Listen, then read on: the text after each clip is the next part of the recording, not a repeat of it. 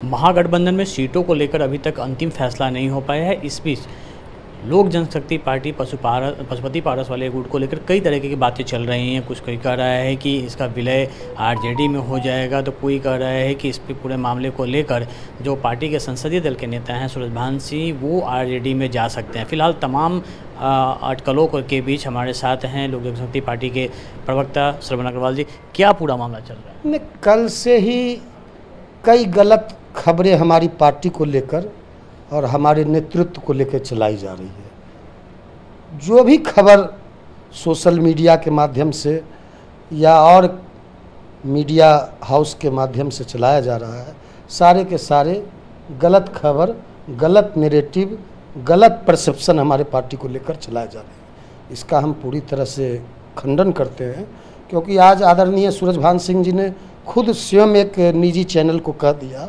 कि हम पारस जी के फैसले के साथ हैं। पारस जी जो फैसला लेंगे उस फैसले के साथ हम रहेंगे। और पूरी पार्टी, क्योंकि भाई साहब देख लीजिए, हमारी पार्टी अब महागठबंधन में एक पार्टी है, 6 पार्टियों में अभी जो महागठबंधन है उसमें एक पार्टी ऐसी भी पार्टी है जिसको स्टेट पार्टी का दर्जा प्राप्त नहीं है। एनडीए में भी 2 पार्टी ऐसी पार्टी है जिसको राज्य पार्टी का दर्जा प्राप्त नहीं है। और राज्य पार्टी का दर्जा राष्ट्रीय लोक जनशक्ति पार्टी ही होल्ड करती है। हमको चुनाव आयोग के द्वारा, देश के इलेक्शन कमीशन के द्वारा बिहार में राज्य स्तरीय पार्टी का मान्यता मिला हुआ है। और जिस पार्टी को बड़े संघर्ष से रामविलास पासवान जी, हमारे संस्थापक ने पार्टी का स्थापना किया था, और उस पार्टी को बड़े जतन से पारस जी संभाल कर चला रहे हैं। और सारे के सारे बिहार में हमारे हर जिले में, ब्लॉक में, सब डिवीज़न में, पंचायत में हमारे कार्यकर्ता हैं, जिलाध्यक्ष हैं, संगठन है। एक तो विलय की बात बिल्कुल ही विलय का सवाल ही नहीं होता। विलय कराने के लिए आपको नेशनल एग्जीक्यूटिव बुलाना पड़ेगा, नेशनल पार्लियामेंट्री बोर्ड बुलाना पड़ेगा, अप्रूवल लेना पड़ेगा, अनुमोदन लेना पड़ेगा, तब न जाकर आप विलय कीजिएगा। अब विलय करने की बात ही कहाँ। हाँ, महागठबंधन में हम अपने आप को मान रहे हैं कि हम महागठबंधन में हैं और महागठबंधन से चुनाव हम लड़ेंगे। फार्मूला क्या होगा? फार्मूला क्या होगा महागठबंधन में? रालोजपा कितनी सीटों पे लड़ेगी, किस फार्मूले के तहत लड़ेगी, अभी ये सब कुछ बातचीत चल रही है। ये जो कहा जा रहा था कि 3 सीटें आपको मिल रही थी, उसके बाद आपने कहा कि जहां 25 सीटों पे हम चुनाव लड़ेंगे, तो ये क्या महागठबंधन में रहकर ये संभव है?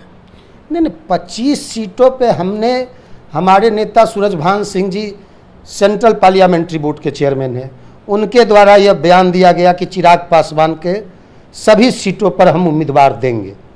तो चिराग पासवान को हराना को मतलब है, हराने का मतलब है, उसके उम्मीदवार को हराने का मतलब है कि आदरणीय नेता प्रतिपक्ष तेजस्वी प्रसाद यादव को मुख्यमंत्री बनाना। हम उन 25 सीट पर ही नहीं, 243 सीट पर जोर लगाएंगे एनडीए गठबंधन को हराने के लिए।